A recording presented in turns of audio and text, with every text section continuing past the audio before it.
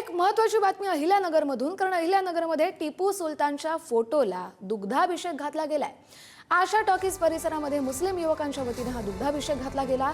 सपकाळांच्या वक्तव्यानंतर नगरमध्ये जाळलेला टिपू सुलतानचा पुतळा, त्यानंतर राष्ट्रवादीचे आमदार संग्राम जगताप यांच्या नेतृत्वात त्यांचं दहनही केलं गेलं।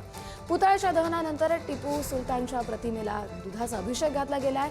टिपूच्या प्रतिकात्मक पुतळ्याचं दहन केल्याप्रकरणी कारवाईची मागणीही केली जाते।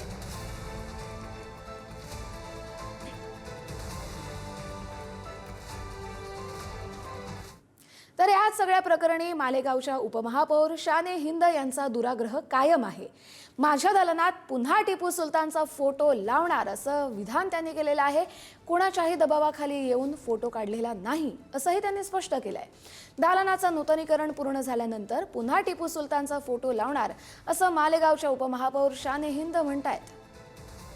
नाशिक जिल्ह्यातील मालेगाव येथे काही दिवसापूर्वी टिपू सुलतानाचा जो वाद आहे हा मोठ्या प्रमाणात गाजला होता व त्याची जी थिणगी आहे मालेगावमधून संपूर्ण महाराष्ट्रात त्याचा पेट घेतला होता।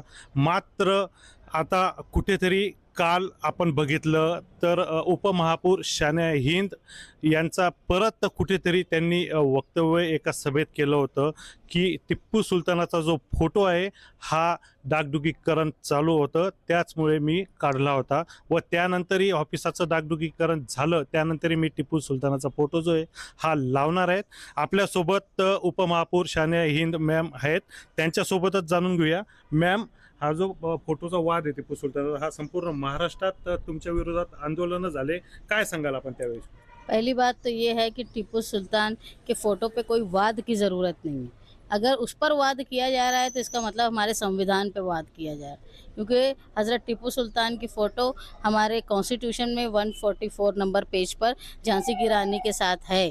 तो वाद करना मतलब संविधान के खिलाफ आवाज़ उठाना। मैं तो प्रशासन से और शासन में जो लोग हैं उनसे निवेदन करती हूँ कि जो संविधान हमारे भारत रत्न बाबा साहब अम्बेडकर ने बनाया, उनके खिलाफ अगर कोई वर्जी करता है तो उनके खिलाफ कार्रवाई होनी चाहिए। मैंने कभी कहा ही नहीं कि वो फ़ोटो निकलने वाली है। मैंने कहा कि मरम्मत का काम हो रहा है, उसके बाद वो फ़ोटो लगेगी। नक्कीच आपण बघितलं तर मग उपमहापौर शाने हिंद यांनी सांगितलं की टिपू सुलतानाचा जो फोटो आहे हा कोणाच्या जबरदस्तीने काढलेला नाही आहे। डागडुगीकरण झालं तर टिपू सुलतानाचा जो फोटो आहे हा मी लावणारच आहे।